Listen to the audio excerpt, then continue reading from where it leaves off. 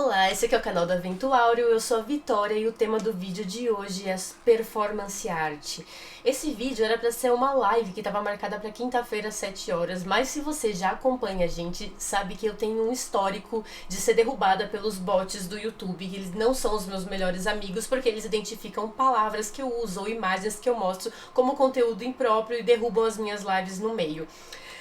Então eu achei que como a performance é um assunto polêmico, ia ser mais confortável se eu gravasse o vídeo durante a tarde e subisse ele no horário da live. E eu vou ficar de olho nos comentários, nos e-mails, então podem escrever pra mim que eu respondo por lá, ou por e-mail, ou por DM no Instagram, ou até comentário no vídeo, eu vou responder todo mundo.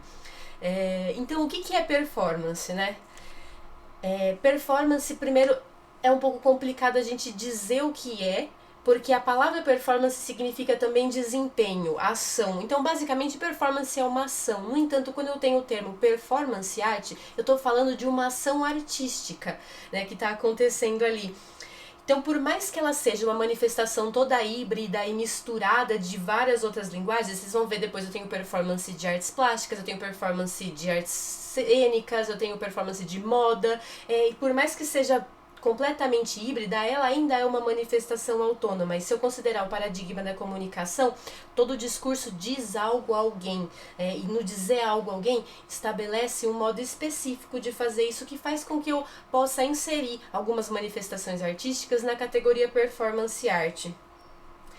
Então, do mesmo jeito que eu tenho, por exemplo, uma pintura que vai trabalhar a relação entre as cores e as formas, ou uma poesia que vai trabalhar a relação entre as palavras e os ritmos, a performance também tem o material de trabalho dela. Ela vai trabalhar uma relação entre uma ação e um espaço ou um contexto e o público, né? Então eu preciso ter um determinado contexto, uma ação se relacionando com ele e o público ali para assistir, e aí eu tenho uma performance. E o que eu vou mostrar aqui é um pouquinho do que eu desenvolvi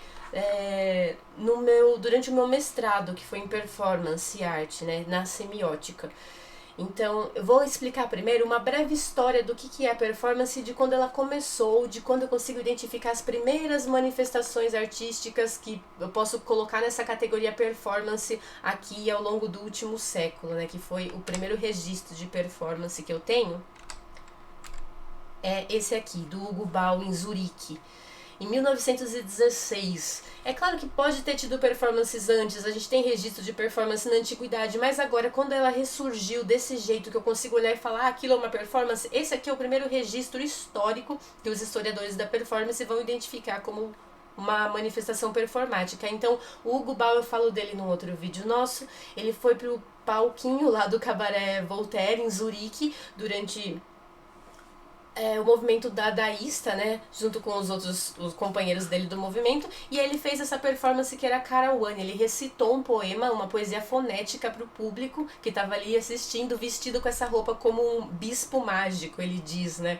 Então, o público que estava vendo aquilo, que não estava habituado à poesia performada ou à poesia recitada, viu ali uma primeira manifestação do que seria performance, e a partir daí esse estilo de arte surge como um tipo de experimentação dos vanguardistas, né, dos dadaístas. E se eu for olhar agora, eu vou mostrar um outro tipo de performance. Deixa eu só mover a tela pra cá. Aqui eu tenho uma performance de pintura. Aqui é o Pollock pintando, esse aqui é a névoa lavanda dele.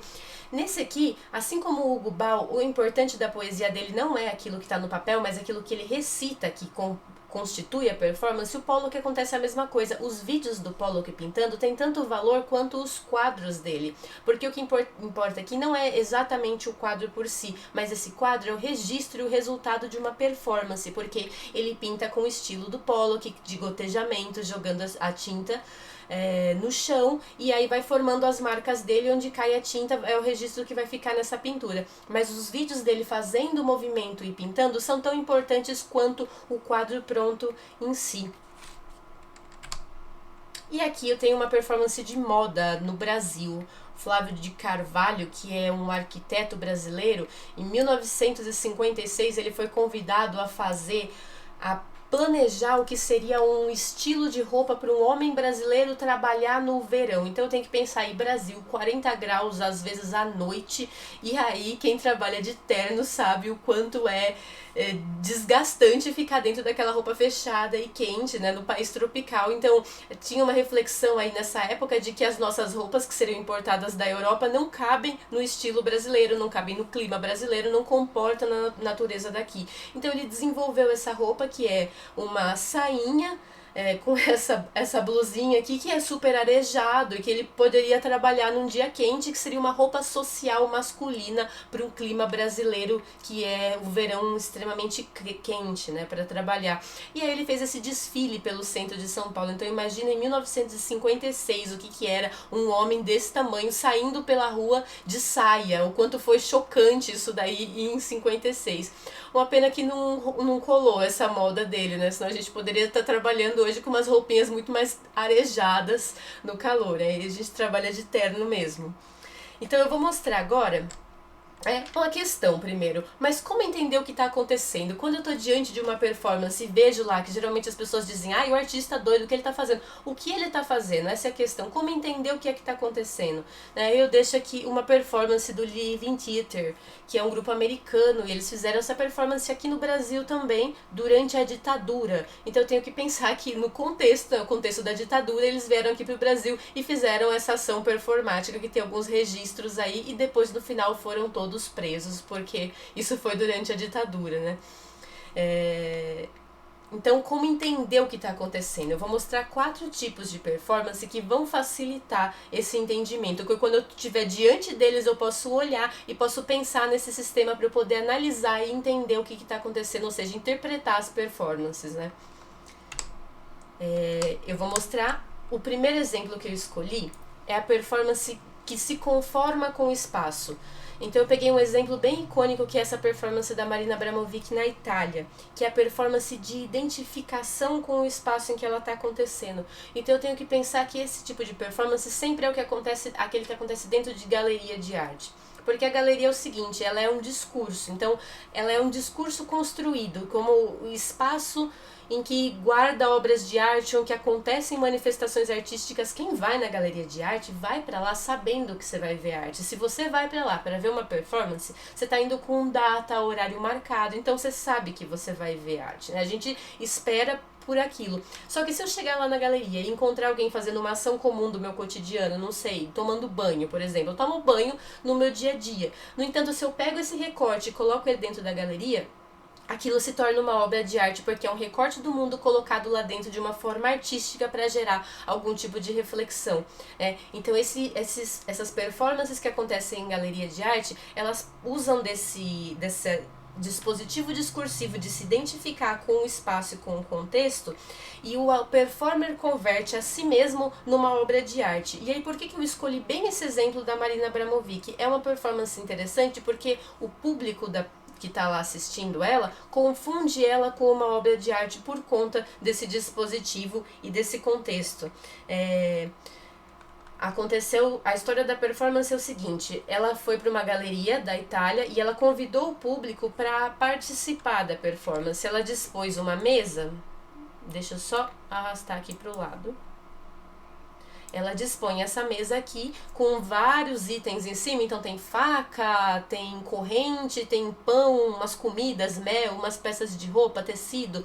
E ela coloca lá uma placa dizendo que ela vai ficar parada durante 6 horas e o público que está indo lá assistir pode pegar esses itens que estão na mesa e usar esses itens no corpo dela para fazer o que eles quiserem, sem nenhuma responsabilidade. Então, quando a performance começou, ela estava lá paradinha e as pessoas começaram a pegar os itens da mesa e usar nela. Então, começou com ela recebendo um beijinho, um carinho, e ao longo foi progredindo para uma situação muito mais violenta e problemática, em que ela teve as roupas cortadas, ela teve o corpo mutilado, ela sofreu uma série de abusos, e aí tinha também na mesa uma arma carregada, e o segurança da galeria precisou intervir porque metade da plateia que estava lá participando queria levar a performance até as últimas consequências e tirar a vida da artista, e metade estava em defesa do corpo dela, do bem-estar físico. Então começou a ter uma discussão entre o público, segurança precisou intervir, tirar a arma de cena, mas quando a performance acabou, ela estava lá toda cortada, toda machucada, completamente nua, sangrando, né? E ela olha para o público que está parado na frente dela, e as pessoas se tocam do que aconteceu e saem todas correndo. O que acontece aqui, né? Por conta desse dispositivo de se identificar com o espaço, com o contexto como obra de arte, durante a performance toda, eles não percebem que eles se tornam protagonistas da obra. Então o público que está lá convidado por ela passa a ser a pessoa que está agindo, aquele que faz o ato performático, né, e não a artista. Então a performance é atribuída ao público e não ao artista. E quando eles estão ao longo de 6 horas já lidando com o corpo dela, eles não identificam mais ela como ser humano. No entanto, no final, quando ela para e ela olha para eles e caminha na direção deles, eles percebem ela como ser humano, porque eles percebem a si próprios como seres humanos, né? Então eles percebem aquilo que eles foram capazes de fazer com ela. Rola uma identificação não mais com a galeria, mas com o próprio público. Então a galera que estava lá assistindo, participando, né, contemplando a arte, se percebe de repente ali como abusador, agressor e possíveis assassinos que levaram aquela situação ao estado extremo que chegou, né? Então esse é o tipo de performance, como todas as outras performances que acontecem dentro de uma galeria, ela está usando do dispositivo discursivo da galeria de arte, né? O que quer que aconteça lá dentro, por mais doido que seja, o transgressor que seja o que o artista está fazendo, ele se torna arte por conta do dispositivo galeria. Então o corpo do performer nesse tipo de obra, ele está na galeria como se fosse uma tela exposto para o público. Então ele serve meio que como um suporte para a arte. E aí, se eu for pegar um exemplo extremo oposto desse tipo de performance, eu encontro as performances que transgridem o espaço. Então, geralmente eu tenho um espaço que tem uma finalidade, ou que é esperado daquele lugar um tipo de coisas acontecendo, e de repente acontece uma ação que se distancia completamente do que é esperado lá. Esse tipo de performance que tem um elemento choque e surpresa como chave, né? Que ela vai radicalmente contra tudo o que é esperado naquele espaço. E eu peguei como exemplo uma performance da Singalit Landau, que é uma artista israelense, e ela faz esse barbecue hula na praia de Tel Aviv. Então ela vai para a praia de Tel Aviv às 5 ou 6 da manhã, o dia tá amanhecendo mais ou menos, os pescadores estão indo pro mar para pescar os peixinhos deles, os idosos estão saindo para fazer exercício na praia, então é um lugar plácido, tranquilo. E aí ela vai para lá nua, com um bambolê de arame farpado, e ela faz um hula com o bambolê de arame farpado na praia. Essa é uma performance sobre fronteira. Então o público aqui, ele é tomado de assalto pela manifestação que está acontecendo ali, e não é esperado daquele espaço. É esperado ali que as pessoas vão fazer exercício, coisas saudáveis, e não uma cena de mutilação. Então isso aqui vai radicalmente contra tudo que aquilo que a plateia espera que aconteça na praia. Ela trata aqui da identidade do corpo dela. Então primeiro eu poderia analisar essa performance em muitos níveis, né? Eu posso olhar um corpo feminino sendo mutilado, e aí eu penso também no contexto em que ela tá numa fronteira entre a terra e o mar, na orla marítima ali. Ela consegue juntar 3 fronteiras, porque tem a fronteira entre a água e a terra, uma fronteira que a própria vida terrestre já teria atravessado há bilhões de anos atrás para hoje fazer surgir a humanidade como a gente conhece ela hoje, né? Então ela tá na fronteira entre a natureza e a cultura ali da cidade de Tel Aviv, ao mesmo tempo em que ela tá numa fronteira entre a noite e o dia, porque tá amanhecendo, e numa fronteira pacífica do Estado de Israel. Essa performance foi 2001, eu acho que foi o ano que Gaza já estava sitiado e que o governo tinha decidido cercar o Estado de Israel dos estados palestinos que estavam em volta. Então é uma performance que fala justamente de cerca e de cerceamento. Se a gente for pensar na história desse lugar ali, ela está na única fronteira que ela é pacífica, porque justamente porque é uma fronteira natural, porque todas as outras estão coagidas ali por cultura e por identidade, quem é o que ali. Então quem vive, quem lembra disso, né, sabe que quem vive ali naquela região está vivendo há muito tempo um longo conflito ali entre os palestinos e os israelenses, porque alguns grupos palestinos terroristas que acabam trazendo problema para a população de Israel, e os grupos israelenses, enquanto os palestinos em volta convivem com o cerceamento do exército israelense, né? Então fica o conflito entre os dois grupos, e aí por conta disso em 2000 foi decidido cercar. Basicamente é uma performance que vai falar sobre o custo dos limites e das fronteiras para o corpo humano. Então eu tenho 3 marcos ali, né? Que são 3 fronteiras que ela junta numa única performance para discutir o impacto das fronteiras sobre o corpo. E ela faz um hula aí justamente com o arame farpado que está cercando o estado em volta. Aqui eu tenho a versão que eu já censurei para que o YouTube não derrube o meu vídeo. E aí se você procurar no Google dá pra ver os arranhões do arame. E é uma cena de mutilação mesmo, é uma coisa que você não espera que vá acontecer naquela praia, que é um lugar tranquilo. Mas basicamente a artista vai pra lá e mostra, olha, essa fronteira aqui que é pacífica, que é tranquila, ela também é parte de um território de guerra. E esse sangue que você tá vendo aqui, ele é o preço a ser pago muitas vezes pela demarcação que está circundando e por aquilo que a gente tem como identidade e pelas fronteiras que a gente constrói em volta disso. Então eu tenho o corpo dela como metáfora para o Estado. Toda vez que eu vejo esse tipo de performance, que eu tô num lugar e de repente irrompe uma ação, esse é o tipo de performance que é a transgressão do espaço. Então eu posso começar a analisar o que está acontecendo ali a partir da relação que aquela ação estabelece com aquele espaço em que ela está acontecendo. Então eu consigo ter 2 opostos aqui, que eu já identifiquei, aquelas que se identificam completamente com o espaço e que se conformam com aquilo que o espaço propõe, e aquelas que rompem completamente com o espaço e transgridem aquilo que é proposto naquele contexto. E aí eu posso ter mais 2 tipos, né? Se eu for olhar, eu tenho a performance que aproveita o espaço, que nem essa aqui da Coco Fusco e do Guilherme Gomes Penha. Ela também acontece no museu. É a história dos Guatinaues. Esses 2 aqui, eles são 2 performances, são latino-americanos, eles vão pro Museu de História Natural dos Estados Unidos, da Europa, e aí eles se trancam nessa gaiola de ouro e eles ficam lá dentro da gaiola vestidos como esses estereótipos de latino-americanos, né? Aquilo que se imagina. O Guilherme tá com uma máscara de luta livre e a Coco tá com uma pintura indígena, e eles estão com penachos na cabeça, né?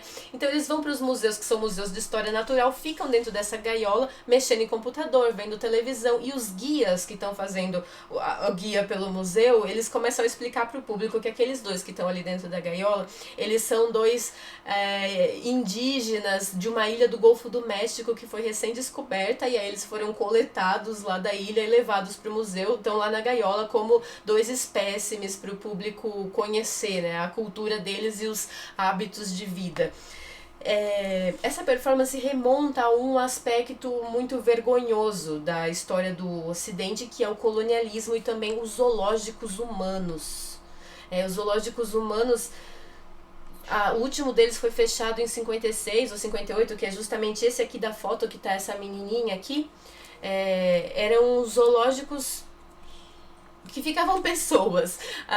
Os grupos iam para os lugares, pegavam indígenas ou pessoas de tribos africanas, aborígenes, e traziam culturas que eram julgadas como exóticas ou tidas como primitivas. Eles eram levados para esses zoológicos e ficavam lá em exposição para os europeus ou americanos irem e ficarem assistindo, né, os hábitos de vida deles. Então é um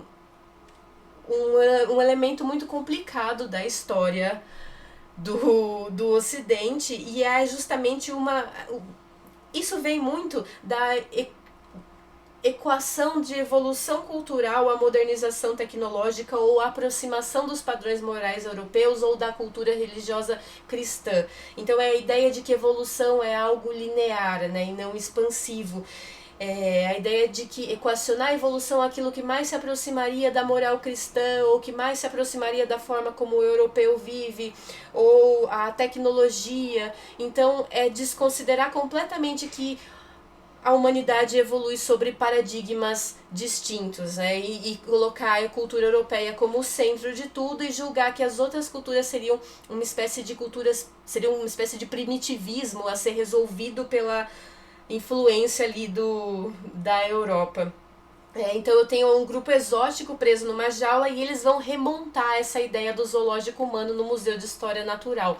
E o público que está lá assistindo esses dois na gaiola, muitas vezes para surpresa, inclusive dos próprios artistas, compra que eles são realmente guatinaues, indígenas. O público acredita e compra a pegadinha deles, né? Então eles tiram foto com eles, aí tem a fotinho aqui.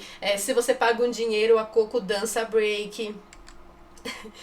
E aí eles remontam de uma forma irônica o zoológico humano, dentro de uma gaiola de ouro, inclusive, né? Então não é só o saque cultural da Europa, no entanto é o saque material também, né? O ouro aparece aí, através da ironia.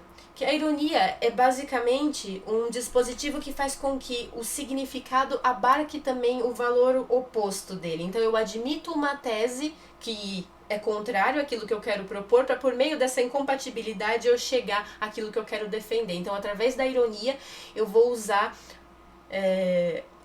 todos os outros demais dispositivos da performance para fazer justamente uma crítica ao colonialismo, ao estereótipo latino-americano e a carga que isso traz pra gente ainda hoje, porque não dá pra falar que isso tá completamente no passado e que acabou se a gente vê claramente a influência da colonização europeia nas posturas do dia a dia, nas posturas racistas, na forma como a cultura lida com as populações que são marginalizadas. E eu pensar também que esse último zoológico humano fechou no início da década de 60, então, ou seja, isso foi ontem, né? E a performance deles aqui é de 92, então é uma coisa que está reverberando ainda hoje na nossa cultura, infelizmente. E o último tipo de performance que eu quero mostrar é o tipo de performance que transforma o espaço em que ela acontece. Então eu peguei o exemplo da Alexandra Mir, que é uma performer sueca que faz essa performance na Holanda, no aniversário dos 30 anos do pouso da Apollo 11 na Lua. Esse aqui é o tipo de performance que transforma o espaço. As duas são muito irônicas, tanto essa quanto a outra que eu mostrei antes, elas são muito irônicas e elas usam o espaço, mas de maneira diferente, né? A outra performance pega um espaço que já tem ali e ela se insere lá, de modo que o público e o contexto passa a fazer parte da obra e ela funciona como uma pegadinha naquele lugar. E essa daqui pega alguns elementos do espaço e ela transforma ele. Então, a história é o seguinte: a Mir foi convidada para celebrar os 30 anos do pouso da Apollo 11 na Lua e ela teria que fazer uma performance de aniversário para comemorar. E ela fez essa performance que é a primeira mulher na Lua. Ela vai para uma praia da Holanda e ela convida os moradores para participar voluntariamente. Então, durante todo o verão, mais ou menos umas 50 pessoas contribuíram nessa performance dela. As costureiras fizeram figurino de astronauta para ela, os moradores ali da região conseguiram a banda de baterista para acompanhar o pouso. Eles conseguiram a mesma empresa que forneceu a câmera para Apollo 11 fotografar a Lua. A mesma empresa forneceu a câmera para fotografar a performance da Mir, então isso foi divulgado como um grande evento, né? Do mesmo jeito que a meta era colocar o primeiro homem na Lua antes do fim da década lá para os Estados Unidos, a meta da Mir era colocar a primeira mulher na Lua antes do fim do ano. Então, durante a Guerra Fria, tem algumas histórias aí, como a Tereshkova, que era a primeira cosmonauta que a Rússia mandou para o espaço e deu aí o mérito para a Rússia de colocar a primeira mulher no espaço. E aí, um pouco depois, os Estados Unidos colocou o primeiro homem na Lua e foi como o símbolo da vitória do capitalismo durante a Guerra Fria. E a Mir vai trabalhar isso de uma forma extremamente irônica na performance dela, né? Então ela convidou aí as pessoas para participar e todo o povo colaborou, as crianças, os banhistas, os trabalhadores que dirigiam o trator se voluntariaram. Ela desenhou a lua no chão, isso começou de manhã e durou 10 horas, foi até a noite. Eles desenharam a lua no chão, desenharam o plano, e aí foram cavando as crateras com o trator. As crianças participaram, os banhistas participaram. Ao longo das escavações eles encontraram alguns lixos, caco de vidro, e aí fizeram o Museu das Descobertas Lunares, que eles pegaram todas essas coisas que eles desenterraram e levaram para lá e foram coletando as coisas que eles encontravam. Eu tenho que pensar que aí, depois da Tereshkova, lá na Rússia, eu só fui ter uma mulher, a Rússia só foi mandar uma mulher para a Lua em 2014, que eles mandaram a Serova. E aí, eu pesquisando descobri uma frase do editor-chefe da revista Notícias do Espaço da Rússia, em que ele fala assim que a Rússia simplesmente não mandou mulher para o espaço porque o espaço é um trabalho para homem. Então não tem cabimento mandar mulher para lá, né?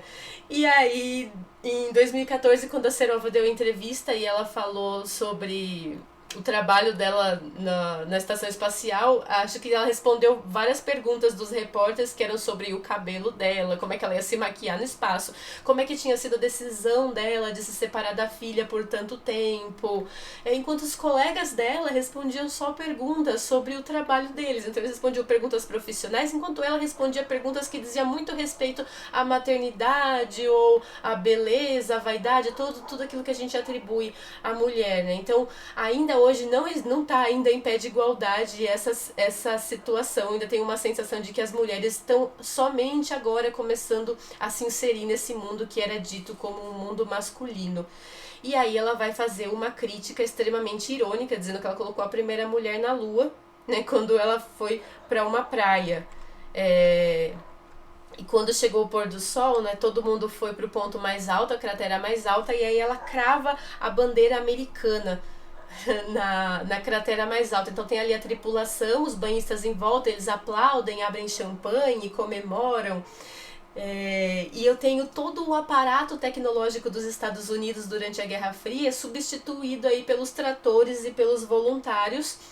Todo o dinheiro que os Estados Unidos forneceu para a NASA nessa época por conta da Guerra Fria, aí eu tenho a substituição dele pelo desempenho voluntário dos trabalhadores que participaram ali da performance. Eu não tenho aí uma tentativa de transformar a praia em lua e fazer com que ela finja ser uma lua. Eu tenho a própria praia e os elementos dela singularizados para serem transformados em lua. Então eu pego o espaço amplo, eu pego areia e eu uso aquilo para transformar numa lua, mas é importante que ela ainda seja uma praia, porque a praia faz com que a performance seja extremamente irônica, para no final ela poder cravar a bandeira americana, né, e mostrar ali que as mulheres simplesmente nunca pisaram na lua por simples preceitos da sociedade patriarcal.